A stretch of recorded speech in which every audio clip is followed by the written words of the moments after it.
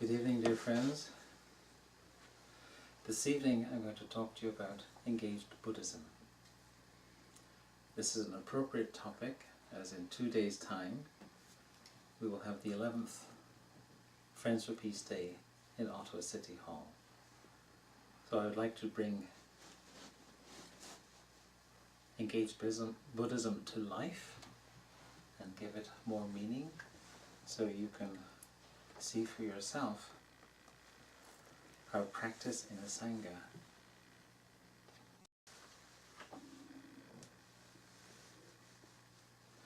And what's next is to become engaged, so that what you learn and realize from your everyday practice, you engage the deeper aspects of yourself, and you engage with society, the environment, and with others. Because what's going on is this.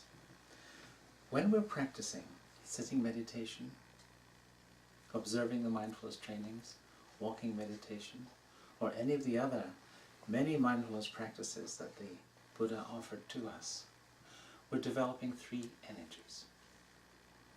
The 3 energies are mindfulness, concentration, and insight. And these 3 energies are necessary to create a particular energy, an energy of transformation, of moving forward. But we have to be intelligent about our practice. If our practice isn't enjoyable, if it's a chore, if we think, oh God, I only have another 2,000 prostrations to do before midday. If it becomes a chore, what kind of seeds do you think you're cultivating in your consciousness? You're cultivating the seeds of irritation, which is hardly wholesome. So mindfulness practice should be enjoyable. This is why I encourage Sangha members to use the concept of cornerstones, where 3, 4, or 5 people will gather outside of Sangha just for the purpose of building harmony, just for the purpose of being together joyfully. And in the process, brothers and sisters will listen deeply to us, guide us if we are in some kind of difficulty, but it's enjoyable. It's usually a walk or a tea, a lot of deep listening, a lot of mindful speaking, and it's just full of joy and harmony. So if we're intelligent with our practice, we build harmony, and that becomes a signature that resonates with the rest of the Sangha. Because what mindfulness, concentration, and insight give to us are the fruits of practice. We taste the fruits of practice because we are concentrating mindfully and insights are arising. We suddenly realize after, say, 1 month or 2 months of diligent daily practice, I handle that situation really well. A situation has arisen that would formerly make you angry or reactive, but you're finding that you're stepping back, breathing in, breathing out, or doing walking meditation to calm, and then you respond with clarity and gentleness. So we have to be intelligent with our practice. And if our practice isn't enjoyable, we have to really think, why are we wasting so much time? When you do walking meditation in nature, there is such joy there. As you slow down, you settle, you become in tune with the Earth Mother.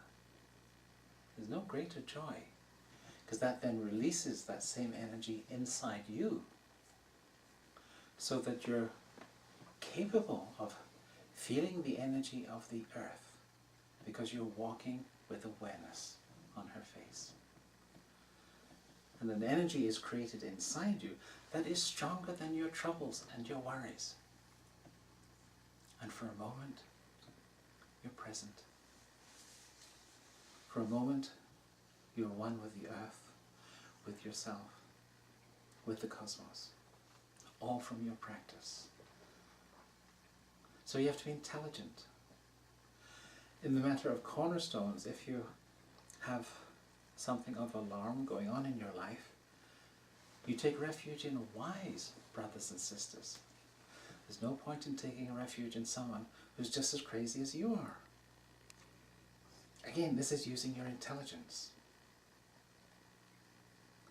So we have to be intelligent about how we practice, who we practice with, and then be aware of the fruits of that practice.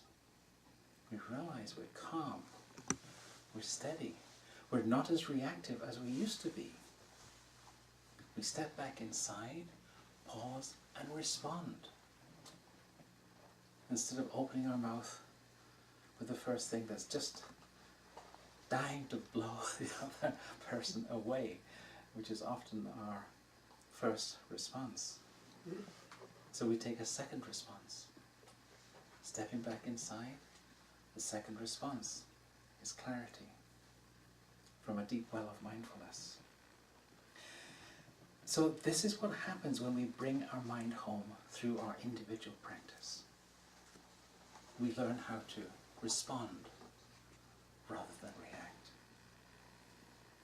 And we then can use that sort of new level of awareness to engage deeper with our Buddha nature, to engage with others, to engage with society, and to engage with the earth, the planet. And do you know who made this very, very clear to us 2,600 years ago? It was the Buddha in his first Dharma talk. He emphasized the aspect of engagement. And this will become apparent as I talk about the first Dharma talk that he gave. When he awakened under the Bodhi tree in Bodh Gaya, he didn't immediately stand up and say, "Hey folks, I've got it, come listen to me." He didn't do anything like that. He sat very still. His insights into reality, he very carefully placed in different vessels so that he could communicate them. And the vessels he chose first of all were the Four Noble Truths. That the reality, the universal reality, is that there is suffering. The second Noble Truth is that there are causes and conditions that brought that suffering about. The third Noble Truth is that well-being is possible. And the fourth Noble Truth is that there is a way to well-being, and it's the Eightfold Path. And in the Eightfold Path, the Buddha specified right view, right thinking, right speech, right action, right livelihood, right diligence, right mindfulness, right concentration. And what is loaded into each one of these components of the Eightfold Path is that you engage. The Buddha's first Dharma talk was about three things: the Four Noble Truths, the Eightfold Path, and engaged practice. And we'll see that the component of engaged practice became ignored for many centuries. But what the Buddha wanted to do on awakening, and after settling and putting his insights into the appropriate vessels, he wanted to share his insights with the 5 ascetics that he'd been practicing with.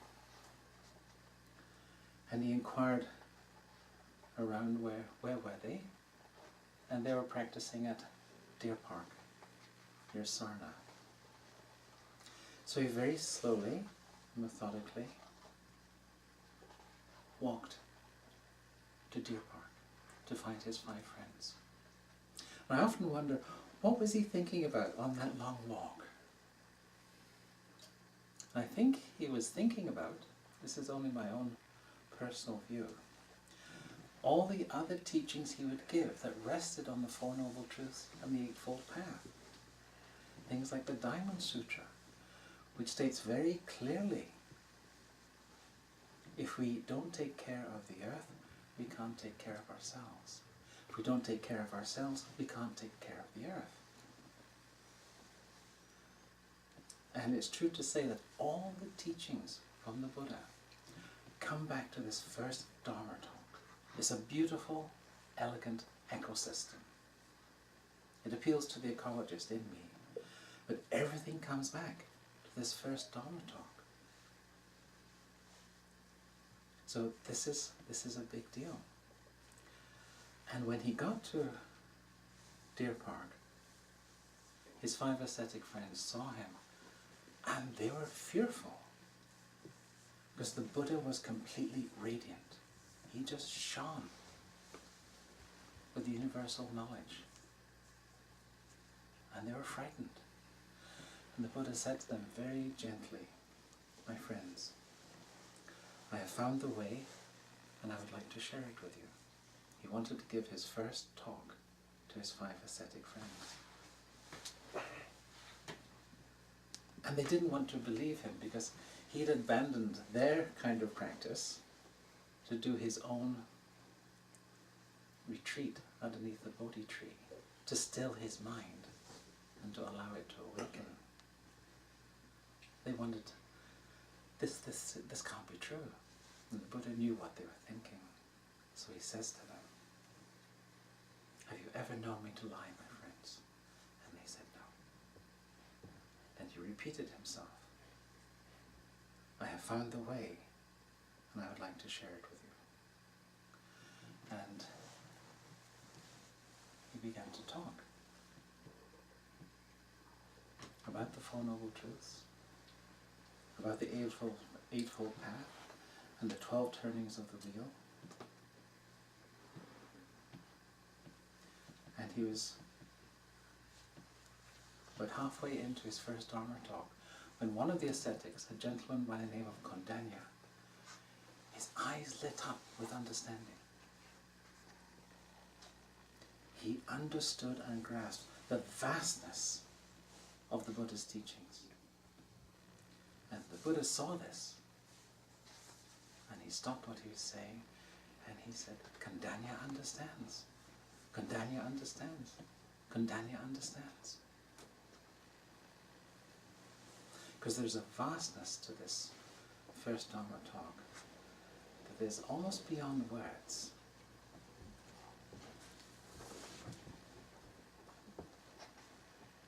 And the Four Noble Truths, the Eightfold Path, these are the foundation pieces of the first Dharma talk. But we have to resurrect the third component, the nature of engaged practice.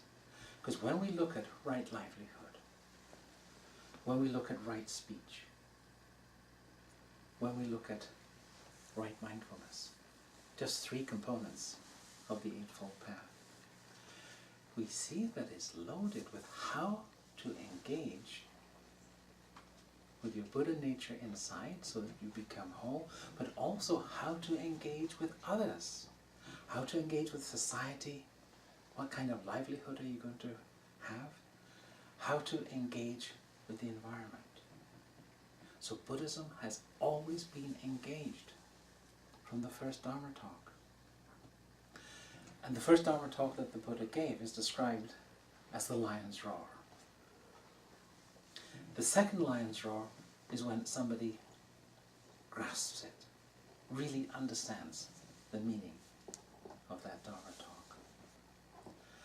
Many years ago I was talking to a grade 5 class about the Buddha's first Dharma talk, and I told them about the lion's roar. The first lion's roar was the Buddha talking about the Four Noble Truths and the Eightfold Path. And the second lion's roar was when the audience understood him. So I was going through the particulars of the first Noble Truth, and the kids all started to roar and bang on their desks. They'd understood where I was going, or else they were teasing me. Either one is perfectly acceptable.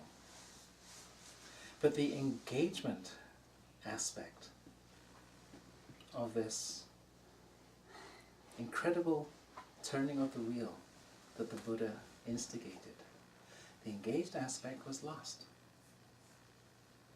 Buddhists for centuries tended to somehow see that as insignificant. So Buddhism retreated into a sort of monastic exclusive preserve, and the wider population were just basically the resource base to keep the monasteries going. And it wasn't until modern times that that changed. I'm thinking of Thich Nhat Hanh. During the Vietnam War, he used the term Engaged Buddhism, not to say anything new, but to revivify what Buddhism was. It was always engaged. And Thich Nhat Hanh went as far as to say that if it's not engaged, it's not Buddhism, it's something else. And His Holiness the 40th Dalai Lama has spearheaded the engagement with science. His Mind and Life conferences that have been going on for quite a number of years now are really exploring how Buddhism and neuroscience and science in general can work together. They're not one another's enemies. And the Dalai Lama was asked by one of the neuroscientists, what if neuroscience finds that some of the premises in Buddhism are false and invalid? What would you do? The Dalai Lama instantly replied, change Buddhism.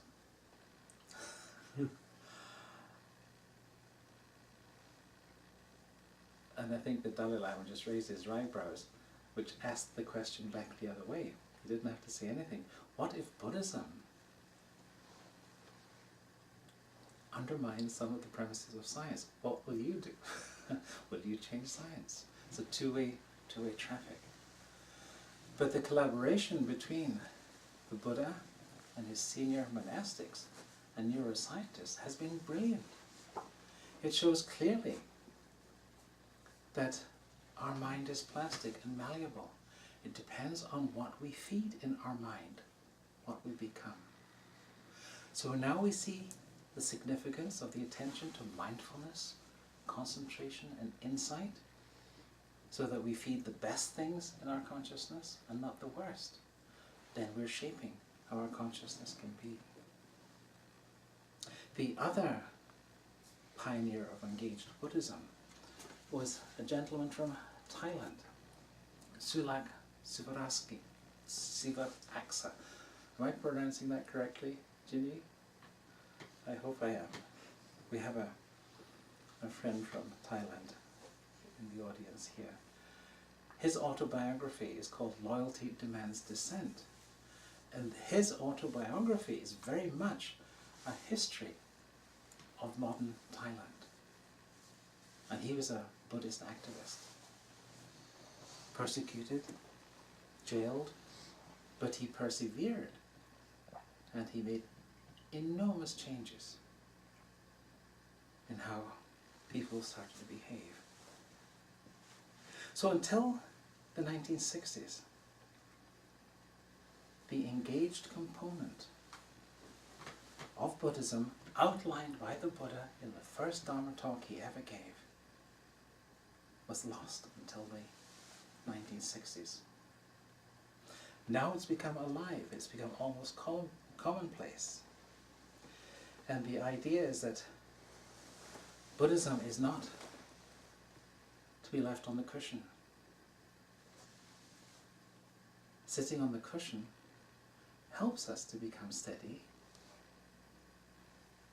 helps us to become clear, but then we take it out and then we engage. and we engage from the fullness of our own Buddha nature. And then things go out and things change. Almost in a miraculous way, but it's not a miracle. It's the fact that every individual is an epicenter, and when they come together in a community or a sangha, that epicenter becomes more and more powerful. And I want to show you a film clip to show how Pine Gate has put the engaged notion from the Buddha's first Dharma talk into practice. So keep your eyes on me.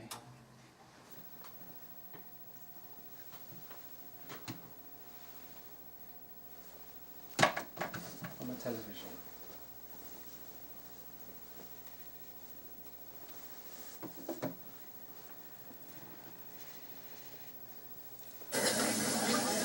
So now, to conclude this wonderful peace-song circle, we're going to mass as many people, choirs, massive humanity that we can get together and sing one more version of All Within Me Peaceful, like we did earlier. And follow in front the Sacred Dance Guild, which basically hasn't stopped since we've started. I invite people to that after we've done the first version, that we do it in silence with the gestures, and we sing it in our hearts and in our minds.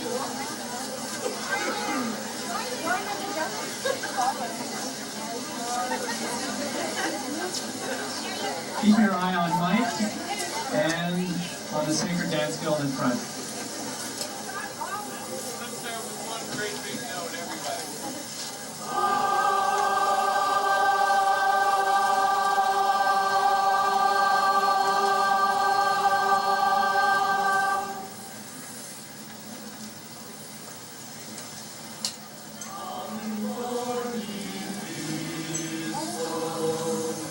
All behind me, peaceful, over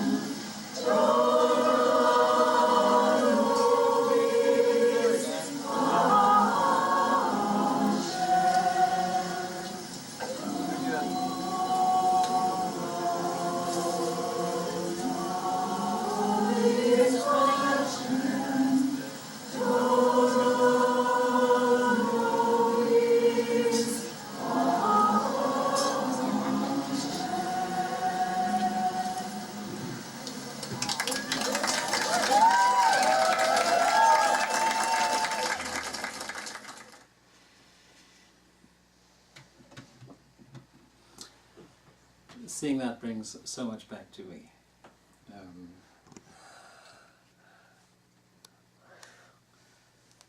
That was Pine Gate, organising choirs across the city, getting 5,000 people on Parliament Hill at the outbreak of the Iraq War. Now, how did it begin? This took place in March 2003. 4 months earlier, on a bitterly cold November evening, I received a notice that there was going to be a peace song circle on Parliament Hill to protest the warmongering from south of the border. So Carolyn and I went, we took our dog, the predecessor of Moksha. We all dressed up warmly. The dog had a vest on, red boots for the cold, and we went with a friend. Nobody else turned up. It was so cold, the wind was so biting, the organisers didn't even turn up. So it was just us. So we hummed a couple of chants, and then we beat it to the nearest cafe to get warm. And the cafe owner even allowed us to take the dog in because the dog was cold. And I said to Carolyn, you know, this is a good idea. It just needs to be organised. And Carolyn said, yes, let's do it. And 4 months later, we put on the Peace Song Circle just at the same time as the shock and awe bombing of Baghdad. And as you see, it was a miserable, cold, rainy winter morning, although it was at the March solstice. And it was very, very interesting. There were other protests that day of a more violent nature than our expression, and they were going to come onto the hill after us, and I met with their leaders. Some of them were my university students. And I said to them, well, please come and join us, but if you could leave your bullhorns and placards and noisemakers behind and just join us. And they did. But we could feel they had just burned an effigy of George Bush outside the US Embassy, and they were angry.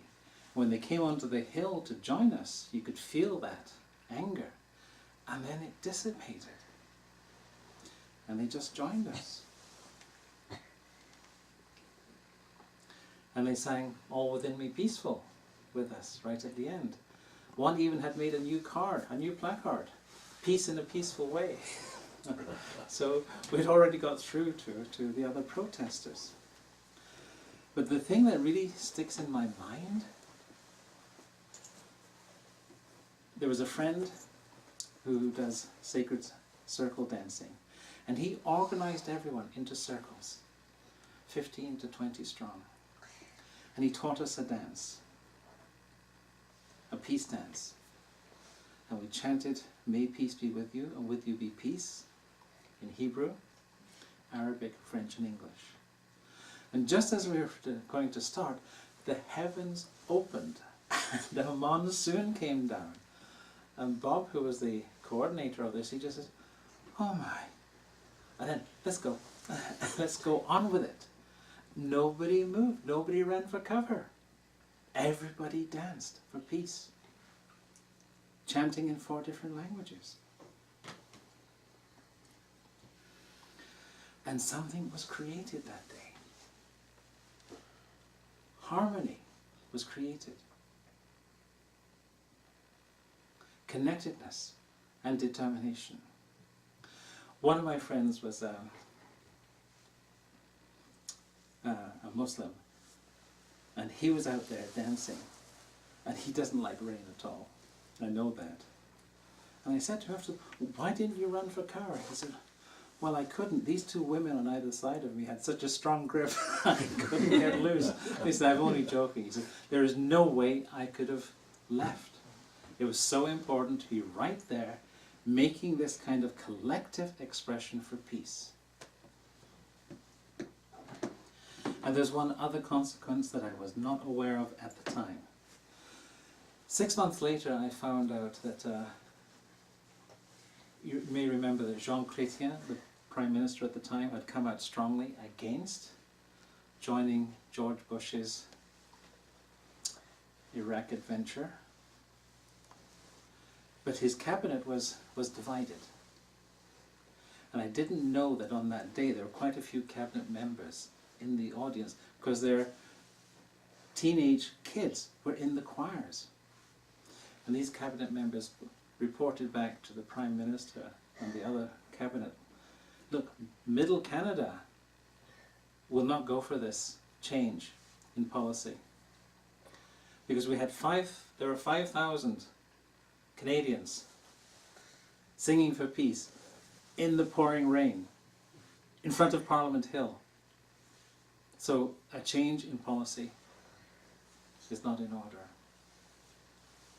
And the many interviews that were done that day by different people all endorsed the stance that Prime Minister Jean Chrétien had taken. So in a very small way we contributed to some kind of stability and harmony in the federal cabinet. And these are consequences that I did not know at the time. There may be even more consequences that I'm becoming more and more aware. Because as the Peace Day has been established, it's become a major part of the Ottawa calendar. And there's a number of things I'd like to bring to your attention. Our mandate has evolved. At first it was just protest, raising consciousness about peace. But now we have our feet planted in the ground. The money we raise goes out in peace grants to organizations in the city and internationally that are really making a difference. And our peace grants are modest, about $1,000 each. And I would just want a refugee camp and get everybody returned to their farms. And we gave them a $1,000 peace grant. And he carried the money in a body belt because you can't trust the intermediary officials. Now $1,000 is modest, but in Uganda that's worth 20,000 Ugandan shillings, which is a fortune. And the money that we gave enabled 10 families to relocate on their original farmland with tools, with building materials, seed, plants. And $300 of that $1,000 was used to set up a microcredit union that was run by 13 women. And they were tough women. They charged about 15% interest rate, which was always paid back on small loans to encourage small businesses to thrive. So our $1,000 went such a long way. And one of our most recent peace grants went to USC Canada, who had a project in Nepal. But what we didn't realize, they had a deal with government and business for every $1,000 that they got, they'd get another 1,000 from government, another 1,000 from a business. So our $1,000 grant turned into a $3,000 grant to nurture a poor area of Nepal in becoming self-sustainable. So they're the sorts of things that we foster and nurture. And it all started off from the small Sangha in the west end of Ottawa, practicing deeply, being clear because of our mindfulness, our concentration, and our insight. And you see this at work on the Friends for Peace Days. There's an epicenter. I'm in connection. We have 50 partners. Do you realize that? 50 other organizations in the city join together with us once a year to put on this big day in Ottawa City Hall. And I meet with them during the year, and we talk about what can be done, what else we should do, who should we have an outreach to? This is all Engaged Buddhism. It comes from the epicenter established in this small Sangha. And that epicenter just goes out in the most incredible way. You saw how rotten the weather was at the Peace Song Circle. But for me, the rain epitomized the tears of Iraqi children. My tears, your tears. So we could all come together with a determination to prevent children being killed by war. That was our intention. So it was very emotional, very moving. And I know on the morning I got news about the shock and awe bombing of Baghdad, the morning of the first Peace Song Circle, and I was upset. I was really angry. Carolyn took over all the organizational aspects, and I did walking meditation in this walking meditation hall to calm, to be clear, and to be able to lead this important event on Parliament Hill without letting my anger loose, without letting my despair loose, because that would be counterproductive to everything that we stood for. So what goes on with our meditation practice is so crucial, because we have a base that is solid. And I see this every year that we've done this. This is our 11th year. And every year the family grows bigger, it grows stronger, and it grows steadier. Things are getting done in our city. I want to give you a few highlights over the years. Now in 2004,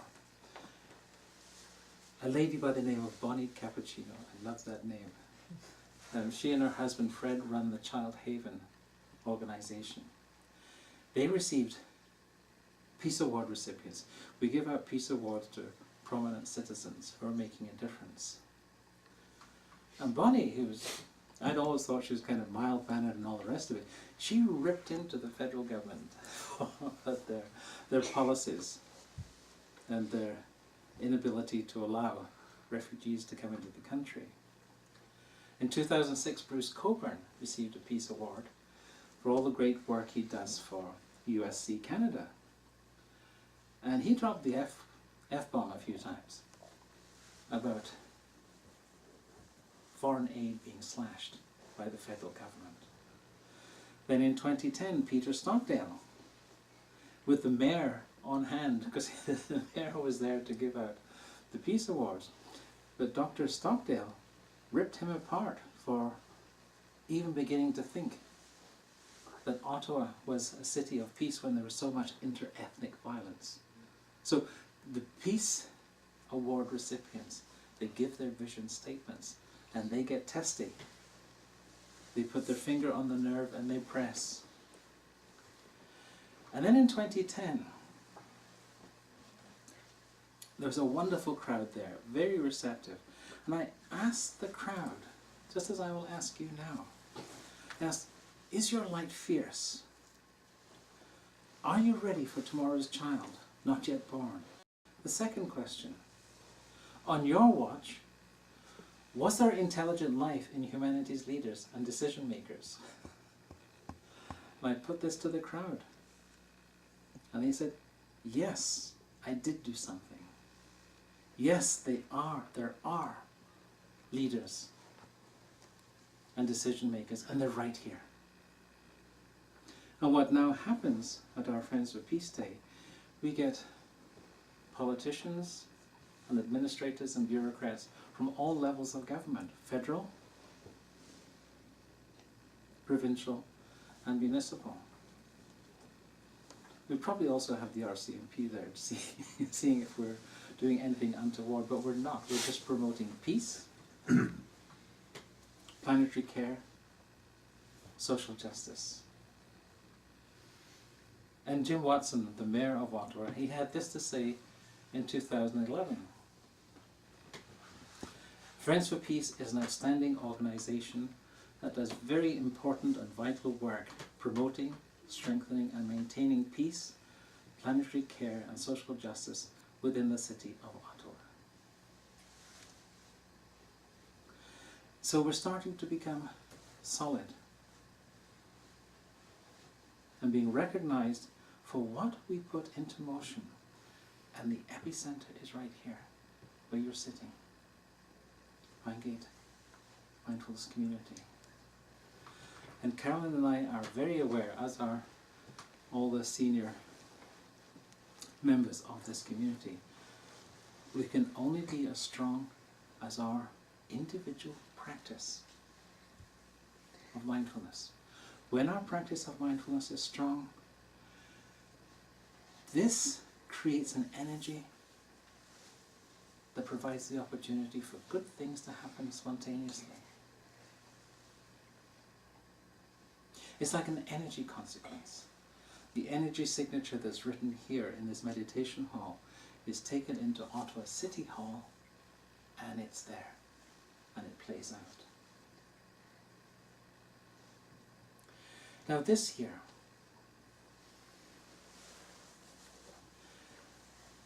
the day will open with the Inner City Orchestra,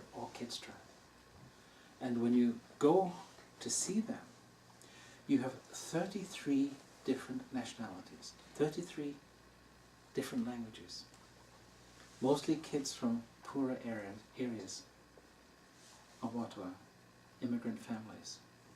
They create beautiful music, but they do more than that. This mosaic of colour and culture.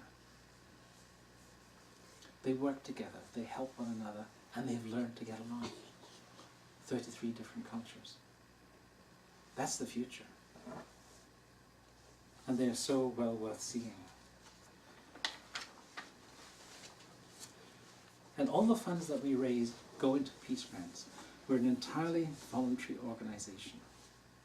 And we depend on volunteers, not just from Pine Gate, but from our partners in this enterprise. And I want to read you something that was written by a Sikh friend. She said, "The Friends for Peace Day is an awesome, diverse, unique experience.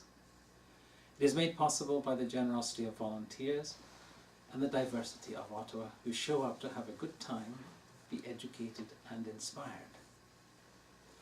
The Friends for Peace Day creates an epicenter of intent and action. Intense at times as people are moved to both tears and laughter. It is fun, poignant and direct. The intensity and joy ripples through the diversity, all generations, faiths and cultures in our northern city. The force of the epicenter roars through the community and activist tables, Muslim families, Asian groups, elders, young folk and the volunteers. The diversity of Ottawa gathers, listens, dances, laughs and cries, and takes home an unforgettable experience of hope and confidence. The family grows bigger each year, all nations, all traditions, a circle of friendship." I'm supposed to be retired from the university, but this is my full-time job. And I love it because it is so rich and rewarding. Now, we've been preparing quite diligently this last month, more diligently, but basically we start planning the next Friends for Peace Day as soon as the last one has finished. But as we're preparing for the 11th Friends for Peace Day, this coming Saturday in Ottawa City Hall, I'm reminded of that first day in 2003. I had two activist speakers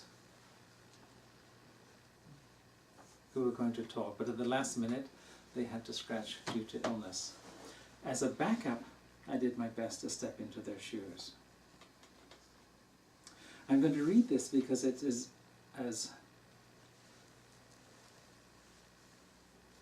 consequential now in 2013 as it was in 2003. This is what I said, and I'll read it to you if you don't mind. I want to talk to you about our children and the kind of future we create for them. Do we teach them peace? Or through neglect, do we allow violence to flood their minds, hearts and consciousness so they learn war? Even worse, do they live out our own personal wars, expressed through our violent attitudes, speech and actions towards them? I ask every adult here, particularly men and in our country, to deal with their internal wars so that only the best in us is passed on to our children, not the worst in terms of violence. How do we deal with our internal wars, hatreds and fears that constitute our wild mind? We must stop running. We must stop hiding behind our addictions and busyness. We must come to a stop.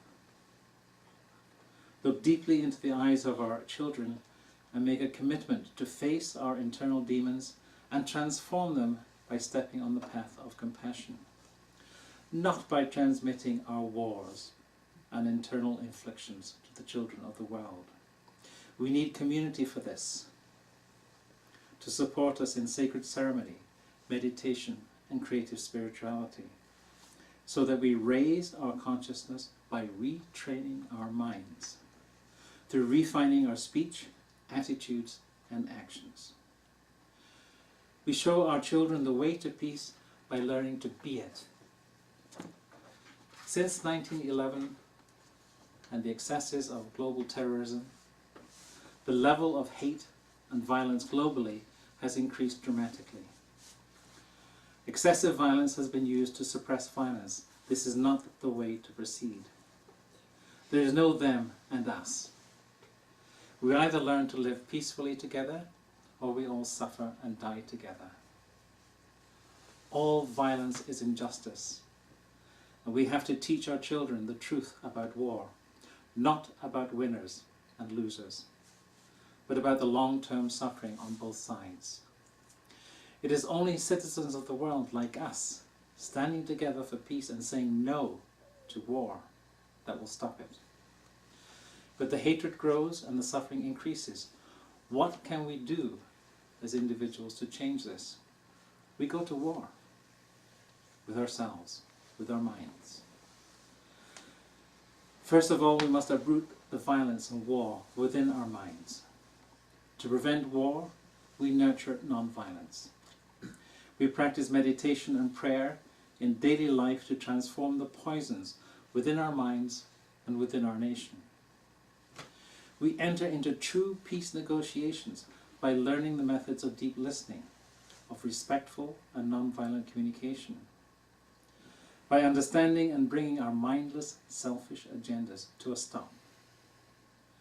We create peace by knowing that compassion is the antidote to violence and hatred. We must also make peace with Mother Earth. If we injure Mother Earth, we injure ourselves. Our civilization has caused such deep harm to the earth that we humans may soon become an endangered species. We have imposed so much neglect and ignorance upon the earth. The solution is not political or economic. These are secondary. The primary solution is spiritual. Every faith and spiritual tradition must renew its ethics and responsibilities and honor the interconnected nature of humanity with Mother Earth. We must make it clear to our political and corporate leaders that the violence they commit in our name is no longer acceptable. We must hold them to account and influence them with our clarity, wisdom and courage. The actions we take now are shaping the possibilities for future generations. So here is our challenge. Today, in the pouring rain and thunderstorms, we have experienced peace, a deep peace shared between many traditions, cultures and religions. This experience evaporates into nothing if we do not translate it into action. This is what Engaged Buddhism is all about. Begin the work on yourselves today, so that your attitudes, speech and actions become an example to your children, friends and communities. Take the practical steps to make peace with Mother Earth in terms of what you consume and support. Then represent your community in coalition with other communities to political and corporate leaders. Show clearly that we are choosing peace and harmony within ourselves, within our communities and with Mother Earth. Together we can do it. We are ambassadors of peace, after all. Thank you for listening to me.